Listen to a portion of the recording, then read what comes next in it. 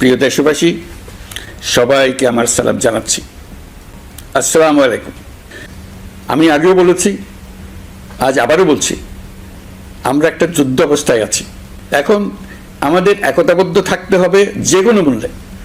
পরাজিত শক্তি এবং তাদের সহযোগীরা ওত পেতে বসে আছে আমাদের ছোবল মারার জন্য, আমাদের অগ্রযাত্রাকে রুখে দেওয়ার জন্য।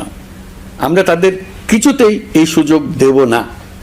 আসুন আমরা আমাদের সম্মিলিত প্রচেষ্টায় প্রিয় মাতৃভূমির স্বাধীনতা, সার্বভৌমত্ব, আঞ্চলিক অখণ্ডতা ও জাতীয় মর্যাদার বিরুদ্ধে যে কোনো আঘাত প্রতিহত করার উদ্দেশ্যে প্রতিরোধের ঐক্যবদ্ধ সুদৃঢ় প্রাচীর গড়ে তুলি। আমরা চাই আগামী নির্বাচনে সবচেয়ে বেশি ভোটার, সবচেয়ে বেশি প্রার্থী ও দল অংশ নেক। এটা সবচেয়ে অবাধ, সুষ্ঠু ও নিরপেক্ষ নির্বাচন হিসেবে জাতির কাছে স্মরণীয় হয়ে থাকুক। দেড় যুগ পরে দেশে সত্যিকারের একটি জনপ্রতিনিধিত্বশীল সংসদ গঠিত হবে। বিপুল তরুণ গোষ্ঠী এবার জীবনে প্রথম ভোট দেওয়ার সুযোগ পাবে। এসব লক্ষ্যে প্রয়োজনীয় সকল পদক্ষেপ নেওয়ার জন্য আমরা জাতির কাছে অঙ্গীকারবদ্ধ। আমি দেশবাসীর প্রতি আহ্বান জানাই, আপনারা সকল রাজনৈতিক দল এবং আপনাদের এলাকার প্রার্থীদের কাছ থেকে সুনির্দিষ্ট অঙ্গীকার আদায় করে নেবেন, যেন আগামী সংসদের প্রথম অধিবেশনেই যেসব সংস্কারের প্রশ্নে ঐকমত্য অর্জিত হয়েছে তা কোনো প্রকার কাটাছেঁড়া ছাড়াই যেন তারা অনুমোদন করেন। আপনারা ওয়াদা আদায় করে নেবেন যে তারা বাংলাদেশের স্বাধীনতা, সার্বভৌমত্ব, আঞ্চলিক অখণ্ডতা এবং জাতীয় মর্যাদার প্রশ্নে কখনো কোনো প্রকার আপোষ করবেন না এবং দেশের বাইরের কোনো শক্তির কাছে দেশের স্বার্থ বিকিয়ে দেবেন না। আপনারা তাদের কাছে সুনির্দিষ্ট প্রতিশ্রুতি আদায় করে নেবেন এই মর্মে যে তারা কখনোই কোনো অবস্থাতেই আপনাদের গণতান্ত্রিক অধিকার ও মানবিক মর্যাদা ক্ষুণ্ণ করবেন না। আপনারা তাদের কাছে অঙ্গীকার আদায় করে নেবেন যে তারা সম্পূর্ণ সততা ও স্বচ্ছতার সাথে দেশ পরিচালনা করবেন এবং সকল প্রকার দুর্নীতি, দলীয়করণ, টেন্ডারবাজি, সিন্ডিকেটবাজি, চাঁদাবাজি, সন্ত্রাসী কর্মকাণ্ড ইত্যাদি গণবিরোধী কাজ থেকে নিজেদেরকে সম্পূর্ণভাবে মুক্ত রাখবেন। আমি আপনাদের আবারও স্মরণ করিয়ে দিতে চাই যে এবারের নির্বাচন শুধু শান্তিপূর্ণ নির্বাচন করার বিষয় নয়, এটা ছাত্র জনতার অভ্যুত্থানের আকাঙ্ক্ষা, নতুন বাংলাদেশ গড়ার নির্বাচন। এই নির্বাচনে পরিচিত দলগুলিই থাকবে, তাদের পরিচিত মার্কাগুলিই থাকবে, কিন্তু ভোটারকে বের করে আনতে হবে যে এই মার্কার পেছনে আপনার কাছে ভোট প্রার্থীরা কে কতটুকু নতুন বাংলাদেশ গড়ার জন্য প্রস্তুত, কে কতটা প্রতিজ্ঞাবদ্ধ। আমরা যারা এই নির্বাচনে ভোটার হব তারা অত্যন্ত সৌভাগ্যবান এবং সৌভাগ্যবতী। আমরা একটা অনন্য ঐতিহাসিক ভূমিকা পালনের সুযোগ ও দায়িত্ব পাচ্ছি। আমরা জাতির নতুন যাত্রাপথ তৈরি করে দেওয়ার দায়িত্ব পাচ্ছি। আমরা নতুন রাজনৈতিক সংস্কৃতি সৃষ্টির মহান সুযোগটা পাচ্ছি। আমাদের সুচিন্তিত ভোটের মাধ্যমে নতুন বাংলাদেশ নির্মিত হবে। শহীদদের রক্তদান সার্থক হবে। আশা করি বিষয়টা নিয়ে চিন্তা ভাবনা করেই সবাই ভোট কেন্দ্রে যাব এবং দৃঢ়প্রত্যয়ে ভোট দেব। এখন থেকে ভাবনা চিন্তা শুরু করুন, আলোচনা শুরু করুন। এখন থেকে আপনাদের ভোটের গুরুত্বটা বুঝে নিন। আপনার এবারের ভোটের গুরুত্ব ঐতিহাসিক মানদণ্ডে দেখা হবে। প্রিয় দেশবাসী, আমাদের সবসময় মনে রাখতে হবে, পতিত ফ্যাসিবাদ ও তার দেশি বিদেশি দোসররা নতুন বাংলাদেশ গড়ার সম্মিলিত প্রচেষ্টাকে পদে পদে বাধাগ্রস্ত করার চেষ্টা চালিয়ে যাচ্ছে। তারা নানামুখী অপপ্রচারে লিপ্ত। তারা সবসময় চাইবে জুলাই অভ্যুত্থানের মাধ্যমে তৈরি হওয়া জাতীয় ঐক্যের শক্তিকে পরাভূত করতে, গণতান্ত্রিক আকাঙ্ক্ষা বাস্তবায়নের প্রচেষ্টাকে লাইনচ্যুত করতে এবং বাংলাদেশকে পুনরায় করায়ত্ত করতে। এই সিদ্ধান্তের ফলে বিশাল আকারের দুর্নীতি কমবে, রাজস্ব ব্যবস্থার দক্ষতা বাড়বে, স্বার্থের দ্বন্দ্ব কমবে এবং রাজস্ব আহরণের আওতা সম্প্রসারিত হবে। সেজন্য নাগরিক সেবা বাংলাদেশ এই নামে একটি সেন্টার পরিচালিত হচ্ছে। দেশের সর্বত্র, শহরে, হাটে বাজারে তরুণ তরুণীদের মাধ্যমে বেসরকারি ব্যবস্থাপনায় সার্ভিস সেন্টার স্থাপনের কাজ শুরু করেছে। এটি ঢাকা শহরে কয়েকটি সেবা কেন্দ্রের মাধ্যমে শুরু হয়েছে। প্রশিক্ষণপ্রাপ্ত স্থানীয় তরুণ উদ্যোক্তারা নাগরিক সেবা কেন্দ্র থেকে সাধারণ নাগরিকদের এনআইডি, পাসপোর্ট, লাইসেন্স, পুলিশের কাছে জিডি করা, কর ফাইলিং করা সহ বিভিন্ন সরকারি ডিজিটাল সেবা দেবেন। এর ফলে দালাল চক্রের খপ্পর থেকে মুক্তি পাওয়া যাবে। নানা রকম হয়রানি ও ভোগান্তি কমবে বলে আমরা আশাবাদী। এই প্রজেক্ট শূন্য বাজেটে আমরা শুরু করেছি। দেশের বিদ্যমান অব্যবহৃত সম্পদ ব্যবহার করেই সামনে এগিয়ে চলা সম্ভব, এটাই আমরা বাস্তবে করে দেখার চেষ্টা করছি।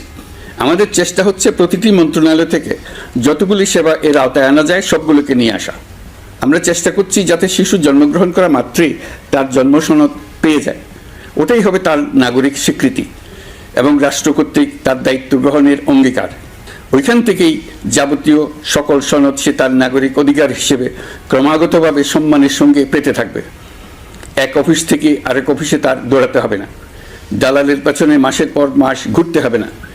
বিদেশ সফরে গেলে সেখানকার প্রবাসী বাংলাদেশিরা প্রায় আমাদেরকে সরকারি সেবা পেতে নানা রকম দুর্ভোগের কথা জানান। প্রবাসীদের জন্য বিদেশে তাদের নিজ নিজ শহরে আমরা বেসরকারি উদ্যোগে পরিচালিত নাগরিক সেবা কেন্দ্র স্থাপনের উদ্যোগ নিচ্ছি। সেখান থেকে তারা পাসপোর্ট নবায়ন, জাতীয় পরিচয়পত্র ইত্যাদি সংগ্রহ করতে পারবেন। এগুলো কঠিন কাজ, এগুলোকে কঠিন করা হয়েছে, কিন্তু এখন সরকারের অভ্যন্তরে সাহসী ও উদ্যোগী সিনিয়র সচিব, সচিব এবং ডিজিদের সহযোগিতায় অন্তর্বর্তী সরকারের মেয়াদকালে আমরা এটা সমাপ্ত করতে বদ্ধপরিকর। প্রিয় দেশবাসী, আপনারা জানেন ঐতিহাসিক অভ্যুত্থানের পর এই সরকার যখন দায়িত্ব গ্রহণ করে তখন দেশের অর্থনৈতিক অবস্থা ছিল ভয়াবহ। ভয়ঙ্করভাবে যুদ্ধবিধ্বস্ত দেশের অর্থনীতিও এতটা খারাপ থাকে না যতটা খারাপ করে দিয়েছে 16 বছরের লাগামহীন লুটপাটতন্ত্র। আশার বিষয় হচ্ছে শুধু ব্যাংক নয়, প্রত্যেকটি আর্থিক প্রতিষ্ঠান এখন ঘুরে দাঁড়িয়েছে। জনগণের আমানত এখন নিরাপদ। অর্থনীতির অধিকাংশ সূচক ইতিবাচক ধারায় ফিরে এসছে। আমাদের অর্থনীতির ইতিবাচক ধারা বিদেশি বিনিয়োগকারীদেরকেও আকৃষ্ট করছে।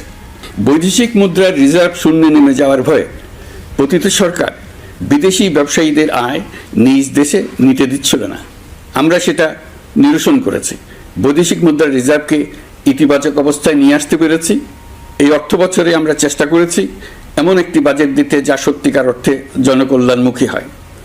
দেশের ইতিহাসে প্রথমবারের মতো একটি বাজেট তার আগের বছরের চেয়ে ছোট হয়েছে। প্রবৃত্তি কেন্দ্রিক ধারণা থেকে সরে এসে আমরা চেষ্টা করেছি সামগ্রিক উন্নয়নের ধারণায় জোর দিতে। এই বাজেট প্রথাগত ভৌত অবকাঠামো তৈরির খতিয়ান নয়। এই বাজেটে প্রাধান্য দেওয়া হয়েছে মানুষকে। নজরদারি বৃদ্ধির ফলে রপ্তানি আয় বেড়েছে। অর্থনীতির দুঃসময়ে আমাদের প্রবাসী ভাই বোনেরা রেমিটেন্স যোদ্ধা হিসেবে এগিয়ে এসছেন, যার ফলে রেমিটেন্স প্রবাহ উল্লেখযোগ্যভাবে বৃদ্ধি পেয়েছে। আমি জাতির পক্ষ থেকে সকল রেমিটেন্স যোদ্ধাকে কৃতজ্ঞতা জানাচ্ছি।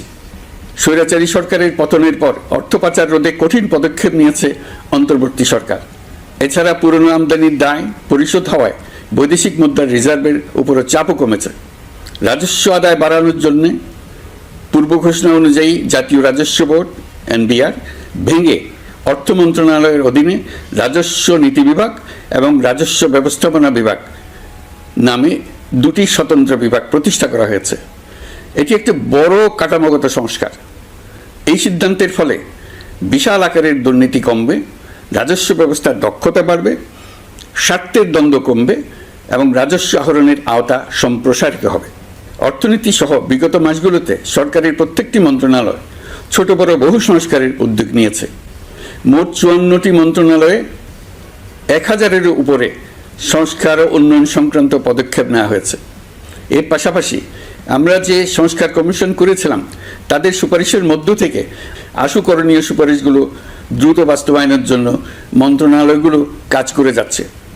মে মাস পর্যন্ত বিভিন্ন সংস্কার কমিশন থেকে প্রাপ্ত সুপারিশের ভিত্তিতে 54টি মন্ত্রণালয়ে 129টি সুপারিশ বাস্তবায়ন করা হয়েছে।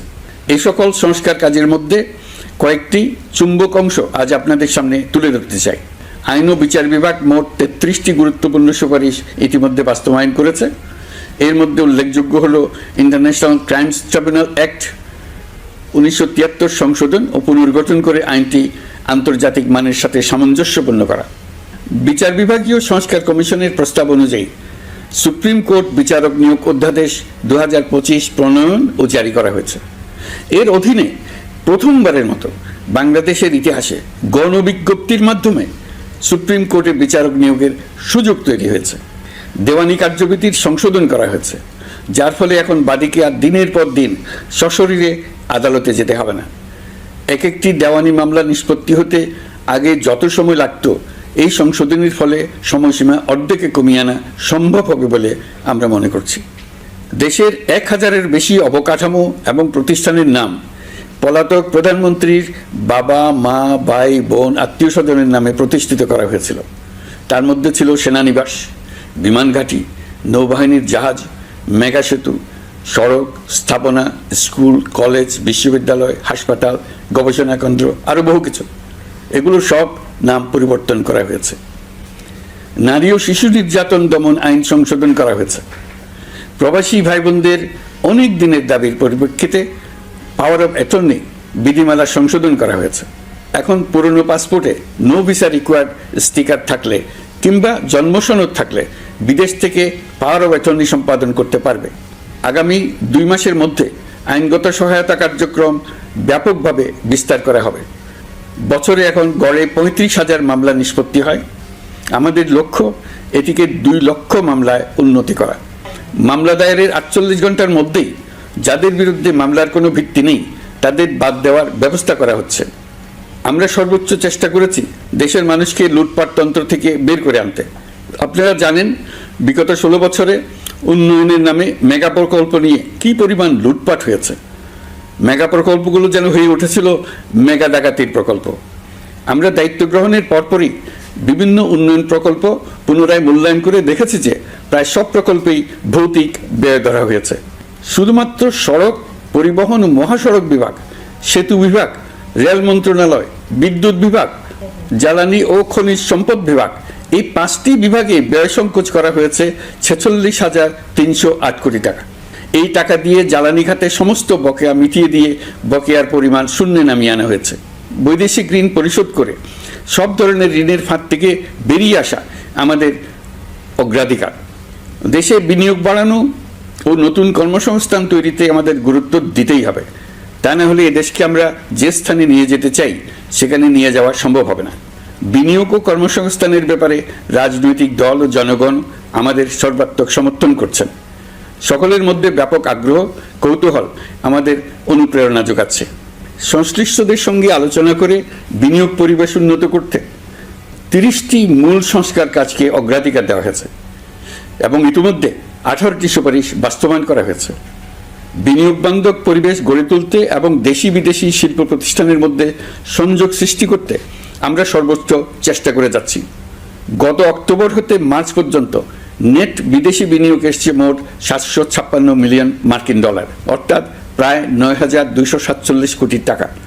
বাংলাদেশ ইনভেস্টমেন্ট সামিট 2025-এ নির্দিষ্ট খাতভিত্তিক সেশনের মাধ্যমে ব্যবসায়ী চেম্বার, ব্যাংক ও বেসরকারি খাতের অন্যান্য অংশীদারদের মধ্যে আলোচনা হয়েছে।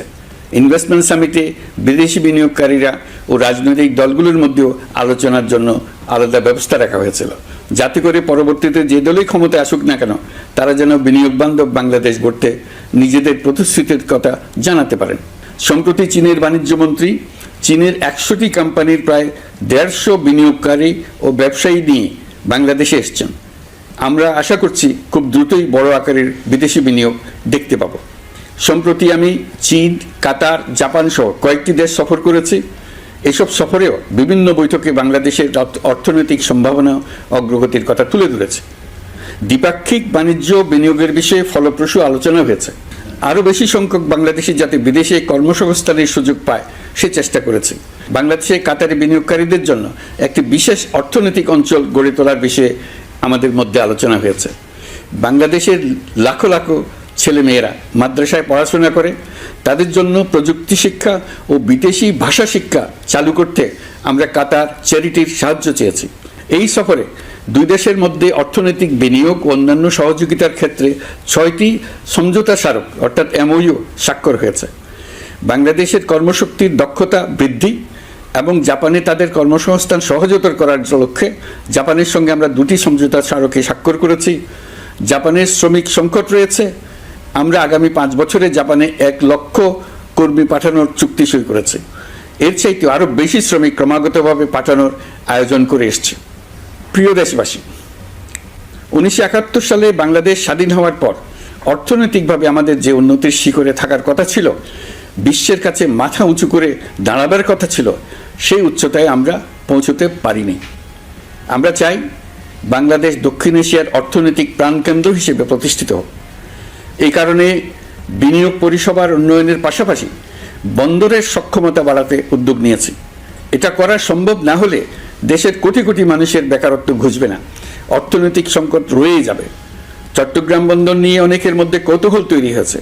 মাঝে মাঝে এমন কথাও শুনেছি যে এই বন্দর বিদেশিদেরকে নাকি দিয়ে দেওয়া হচ্ছে।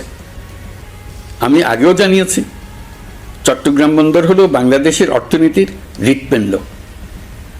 বর্তমানে এই হৃৎপিণ্ড অতি দুর্বল। এখন যে অবস্থায় আছে সেই অবস্থায় তাকে রেখে দিলে আমাদের অর্থনীতিকে সামনে এগিয়ে নিয়ে যাওয়া সম্ভব হবে না। এই হৃৎপিণ্ডকে বড় করতে হবে, মজবুত করতে হবে, সুঠাম করতে হবে। তা করতে হলে বহু উদ্যোগ গ্রহণ করতে হবে, অভিজ্ঞদের সাহায্য লাগবে। আমরা যাদের সঙ্গে যোগাযোগ করেছি তারা বন্দর ব্যবস্থাপনায় বিশ্বের সেরা, সবচেয়ে অভিজ্ঞ। তারা ইউরোপ, কানাডা, অস্ট্রেলিয়া, চীন, দক্ষিণ কোরিয়া, ভারত, পাকিস্তান, তুরস্ক, মধ্যপ্রাচ্য ও আফ্রিকা সহ বিশ্বজুড়ে বন্দর পরিচালনা করে। তাদের কাজ বন্দর ব্যবস্থাপনা। আমাদের লক্ষ্য হলো বন্দর ব্যবস্থাপনার কাজ যত তাড়াতাড়ি সম্ভব তাদের কাছ থেকে শিখে নেওয়া। আমি গ্যারান্টি দিয়ে বলতে পারি, যদি 31 সালের মধ্যে আমরা বন্দরের কাজ শিখে ফেলি, এর পরবর্তী 5 বছরে অর্থাৎ 36 সালের মধ্যে পৃথিবীর যত দেশে যত বন্দর এই কোম্পানিগুলো চালায় তাদের বহু বন্দর এই বাংলাদেশিরাই পরিচালনা করবে। আপনারা যে বন্দরেই পা দেবেন দেখবেন সেখানে বাংলাদেশিরা আছেন। বহু লোকের কর্মসংস্থান হবে, বহু লোকের উপরে ওঠার সুযোগ হবে। তাদের নিজেদের প্রয়োজনেই তারা আমাদের চাকরি দেবে। আগে যে কোনো জাহাজে চড়লে দেখতাম জাহাজের নাবিক চট্টগ্রামের কিংবা সিলেটের। বন্দরের কাজ একবার শিখে নিতে পারলে ভবিষ্যতে আমরা যে বন্দরে যাব না কেন দেখব সেখানে চট্টগ্রাম, নোয়াখালী, সিলেট আর বরিশালের লোক, বাংলাদেশের লোক। আমাদের বন্দর যদি আধুনিক হয় তা শুধু বাংলাদেশের অর্থনীতিতেই ভূমিকা রাখবে না, বরং আমরা নেপাল, ভুটান সহ পার্শ্ববর্তী সকল দেশের অর্থনীতিতে ইতিবাচক ভূমিকা রাখতে সক্ষম হব। এই বন্দরই হবে অঞ্চলের অর্থনীতির সমৃদ্ধির চাবিকাঠি। কুমিরা থেকে টেকনাফ পর্যন্ত নানা বন্দরের কর্মচাঞ্চল্যে সমগ্র উপকূল অঞ্চল দক্ষিণ এশিয়ার একটি গুরুত্বপূর্ণ অর্থনৈতিক প্রাণকেন্দ্র হিসেবে প্রতিষ্ঠিত হবে।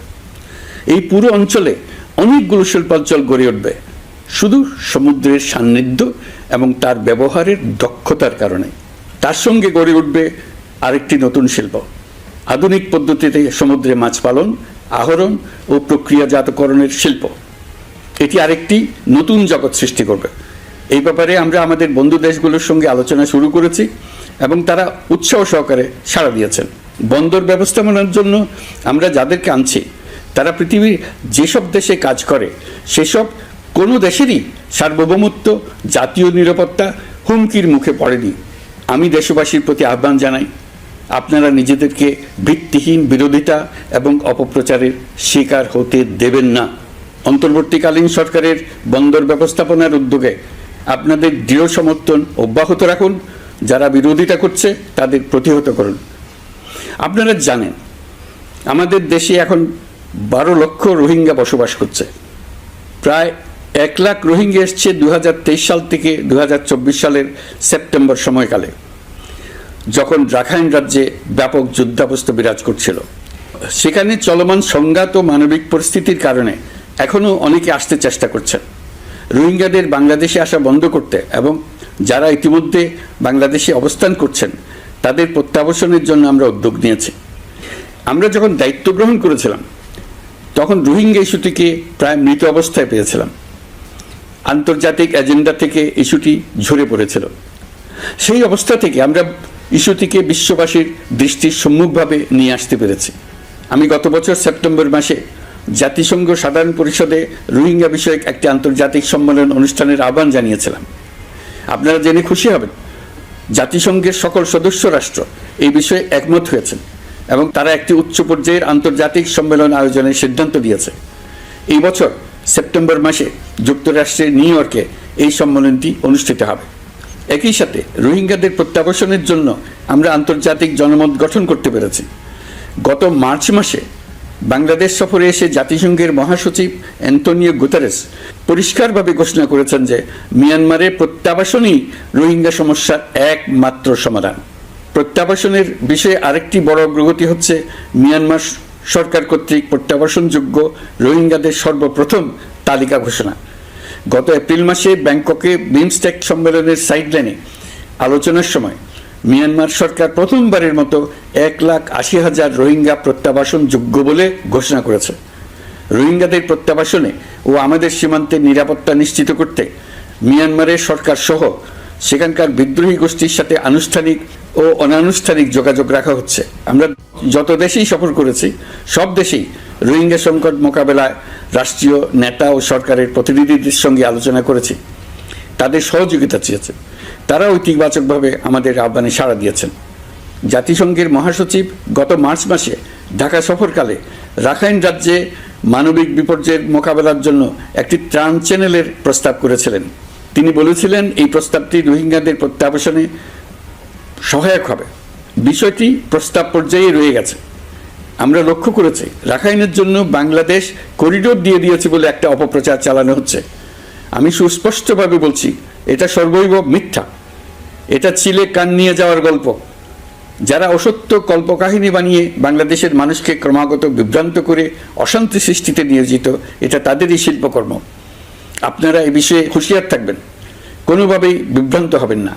এসব অপপ্রচার সত্ত্বেও আমরা লক্ষ্যচ্যুত হব না। এই জটিল সমস্যাটি সমাধানে আমাদের কাজ চালিয়ে যাব। প্রিয় দেশবাসী, আগামী মাসে জুলাই গণ অভ্যুত্থানের বছর পূর্ণ হবে।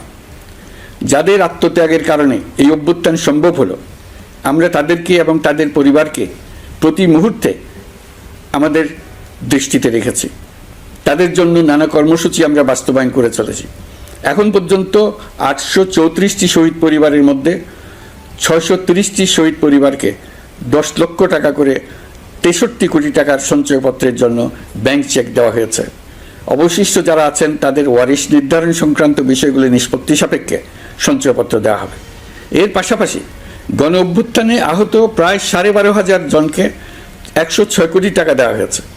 গণ অভ্যুত্থানে আহতদের মধ্যে সরকারি বেসরকারি বিভিন্ন হাসপাতালে এই পর্যন্ত 15,393 জন চিকিৎসা গ্রহণ করেছেন। স্বাস্থ্যসেবা বিভাগের মাধ্যমে 40 জন আর মুক্তিযুদ্ধ বিষয়ক মন্ত্রণালয়ের মাধ্যমে 11 জনকে উন্নত চিকিৎসার জন্য সিঙ্গাপুর, থাইল্যান্ড ও রাশিয়া পাঠানো হয়েছে। তাদের চিকিৎসা বাবদ এই পর্যন্ত সরকার 61 কোটি টাকা ব্যয় করেছে এবং এই ব্যয় অব্যাহত আছে। আরও 28 জন জুলাই যোদ্ধাকে উন্নত চিকিৎসার জন্য সিঙ্গাপুর, থাইল্যান্ড ও তুরস্কে পাঠানোর প্রক্রিয়া চলছে। এখন পর্যন্ত বিভিন্ন হাসপাতালে চিকিৎসাধীনদের যুক্তরাজ্য, যুক্তরাষ্ট্র, ফ্রান্স, সিঙ্গাপুর, থাইল্যান্ড, চীন, মালয়েশিয়া ও নেপাল থেকে 26 জন বিশেষজ্ঞ চিকিৎসক এসে বিনামূল্যে চিকিৎসা দিয়েছেন। এই চিকিৎসকবৃন্দ শুধু যাতায়াত খরচ গ্রহণ করেছেন, এর বেশি কিছু তারা গ্রহণ করতে চান নাই। আমরা তাদের প্রতি কৃতজ্ঞ। এই পর্যন্ত শহীদ পরিবারগুলোকে সঞ্চয়পত্র প্রদান, আহত ব্যক্তিদের চিকিৎসা ও চেক প্রদান বাবদ সরকার মোট 285 কোটি টাকা ব্যয় করেছে। প্রিয় দেশবাসী, আমি শুরু থেকেই বলেছি, পতিত স্বৈরাচার বাংলাদেশকে যেভাবে ধ্বংসস্তূপ বানিয়েছে, সেখান থেকে নতুন করে যাত্রা শুরু করতে হলে ন্যূনতম 3টি আবশ্যিক কাজ সম্পন্ন করতে হবে। প্রথমত, বিচার ও জবাবদিহিতা প্রতিষ্ঠার উদ্যোগ দৃশ্যমান করে তোলা। দ্বিতীয়ত, রাষ্ট্রের গণতান্ত্রিক পুনর্গঠন ও প্রাতিষ্ঠানিক কাঠামোর সংস্কার সাধনে প্রয়োজনীয় ঐক্যমত ও পথনকশা তৈরি করা। তৃতীয়ত, একটি অবাধ, সুষ্ঠু ও শান্তিপূর্ণ নির্বাচন আয়োজন করে ক্ষমতা হস্তান্তরের গণতান্ত্রিক প্রক্রিয়া সম্পন্ন করা। এই লক্ষ্যে ধ্বংসপ্রাপ্ত নির্বাচন ব্যবস্থাকে স্থায়ীভাবে সংস্কার করা। এই 3টি ম্যান্ডেট হচ্ছে দেশবাসীর সাথে আমাদের চুক্তি। 24-এর শহীদের রক্ত ভেজা এই চুক্তি আপনাদের সার্বিক সমর্থন, আস্থা ও সহযোগিতা নিয়ে এবং পতিত শক্তি ও তার দোসরদের সৃষ্ট সকল বাধা বিপত্তিকে পরাভূত করে আমরা সম্মিলিতভাবে বাস্তবায়ন করতে সক্ষম হব বলে আমার দৃঢ় বিশ্বাস। গত বছর জুলাই-আগস্ট মাসে সংঘটিত হত্যাযজ্ঞ সহ বিগত 16 বছরের গুম, খুন, নির্যাতনের সত্য উদ্ঘাটন এবং আর্থিক খাতের সীমাহীন দুর্নীতি, অনিয়ম ও অপরাধের বিচার প্রক্রিয়া আমরা শুরু করেছি।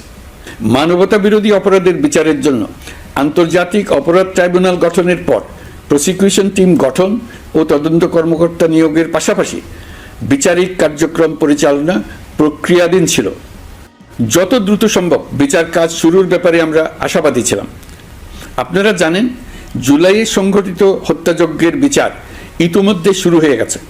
বিচার কাজ যেন দ্রুত গতিতে সম্পন্ন হয়, সেজন্য সরকারের পক্ষ থেকে যত রকম সহযোগিতা প্রয়োজন আমরা তা দিচ্ছি। বিচারের জন্য আন্তর্জাতিক অপরাধ ট্রাইব্যুনালের এজলাস কক্ষ ডিজিটাল প্রযুক্তিতে সমৃদ্ধ করা হয়েছে। ইতিহাসে প্রথমবারের মতো কোনো বিচার পর্ব আদালতের অনুমতিক্রমে সরাসরি কিংবা রেকর্ডকৃত পদ্ধতিতে গণমাধ্যমে প্রচারিত হচ্ছে। আমরা বিশ্বাস করি এতে করে বিচার বিভাগের প্রতি মানুষের আস্থা বাড়বে, বিচার নিয়ে অপপ্রচার বন্ধ হবে। প্রসিকিউশন বলছে, বিগত সরকার পতনের পর তাদের আজ্ঞাবহ ব্যক্তিরা বিভিন্ন গুরুত্বপূর্ণ সাক্ষ্য প্রমাণ বিনষ্ট করার চেষ্টা করেছে। থানা, হাসপাতাল সহ গুরুত্বপূর্ণ স্থানের দলিলপত্র পুড়িয়ে বা লুকিয়ে নষ্ট করার চেষ্টা করা হয়েছে। বিভিন্ন অপরাধমূলক স্থাপনার আকার, আকৃতি, দেয়াল ইত্যাদি ভেঙে এবং বিকৃত করে প্রমাণ লুকানোর চেষ্টা করা হয়েছে। বিভিন্ন ডিজিটাল এভিডেন্স যেমন ভিডিও, অডিও, ইন্টারনেট ডেটা, যেগুলো ডিলিট বা ধ্বংস করার চেষ্টা করা হয়েছে, তদন্ত কর্মকর্তারা সর্বাধুনিক প্রযুক্তি ব্যবহার করে সেগুলো রিকভার এবং রেস্টোর করার কাজ করছেন। এই কাজে আমরা দেশবাসীর কাছেও সহযোগিতা কামনা করছি। স্বৈরাচারী সরকারের আমলে গত 16 বছরে রাজনৈতিক ভিন্নমত দমনের জন্য বিপুল সংখ্যক মানুষকে গুম করা হয়েছিল। এই মানুষগুলোকে এমন সব বন্দিশালায় আটকে রাখা হয়েছিল যাদের কোনোটির আয়তন ছিল মাত্র 3 ফিট বাই 3 ফিট। গুমের ঘটনা তদন্ত ও এই ভয়াবহ অপরাধের সঙ্গে যারা জড়িত তাদের বিচারের জন্য একটি স্বাধীন গুম সংক্রান্ত কমিশন নিরলসভাবে কাজ করে যাচ্ছে। তারা গুমের এমন রোমহর্ষক ঘটনা আবিষ্কার করেছে যা নিষ্ঠুরতার চূড়ান্ত সীমা ছাড়িয়ে গেছে। মানুষকে পেট কেটে সিমেন্টের বস্তা ঢুকিয়ে নদীতে ডুবিয়ে দেওয়া হতো, ইঞ্জেকশন দিয়ে অজ্ঞান করে জ্বলন্ত ইটভাটায় নিক্ষেপ করা হতো, ট্রেন ও গাড়ির নিচে ছুঁড়ে ফেলা হতো। কমিশন এখন পর্যন্ত 2টি অন্তর্বর্তীকালীন প্রতিবেদন জমা দিয়েছে। তারা এখনও প্রতিনিয়ত নতুন অভিযোগ পাচ্ছে। ইতিমধ্যে গুমের তদন্ত কার্যক্রমের জন্য ঢাকা শহরে 3টি, চাঁপাইনবাবগঞ্জ ও বগুড়া জেলায় 3টি গুমের কেন্দ্র পরিদর্শন ও সাক্ষ্য গ্রহণ করা হয়েছে। তদন্ত কাজে মানুষের সম্পৃক্ততা বাড়াতে বিশ্ববিদ্যালয়, মাদ্রাসা পর্যায়ে গণশুনানি গ্রহণ করা হয়েছে। মোট 8 শতাধিক শিক্ষার্থী, শিক্ষক, সাধারণ মানুষ গণশুনানিতে অংশ নিয়েছেন। গুম সংক্রান্ত বেশ কিছু অভিযোগ ইতিমধ্যে আন্তর্জাতিক অপরাধ ট্রাইব্যুনালের তদন্ত সংস্থার কাছে জমা হয়েছে। এছাড়াও এই সংক্রান্ত একটা আইন প্রণয়নের কাজ প্রায় শেষ পর্যায়ে আছে। অল্প কিছুদিনের মধ্যেই এটি চূড়ান্ত হবে বলে আশা করছি। গত 16 বছর ধরে এদেশের প্রতিটি স্তরে অপরাধ, অনিয়ম, দুর্নীতির ভাইরাস ছড়িয়ে পড়েছিল। এই রোগাক্রান্ত রাষ্ট্র ব্যবস্থাকে রোগমুক্ত করে জনগণের কল্যাণমুখী করতে হলে আমাদের রাজনৈতিক দলগুলোর সক্রিয় অংশগ্রহণ জরুরি। আমরা দায়িত্ব নেবার পর থেকেই রাজনৈতিক দলগুলোর সাথে নিয়মিত যোগাযোগ রেখেছি। বিভিন্ন ইস্যুতে রাজনৈতিক নেতাদের সঙ্গে আলাদা এবং একত্রিতভাবে বৈঠক করেছি। সর্বশেষ গত মাসের শেষ সপ্তাহেও বিভিন্ন রাজনৈতিক দলের নেতৃবৃন্দের সঙ্গে আমি বৈঠক করেছি এবং চলতি সপ্তাহে জাতীয় ঐক্যমত কমিশনের 2য় পর্বের আলোচনা শুরু করেছি। সরকার পরিচালনায় তারা তাদের গুরুত্বপূর্ণ মতামত তুলে ধরেছেন।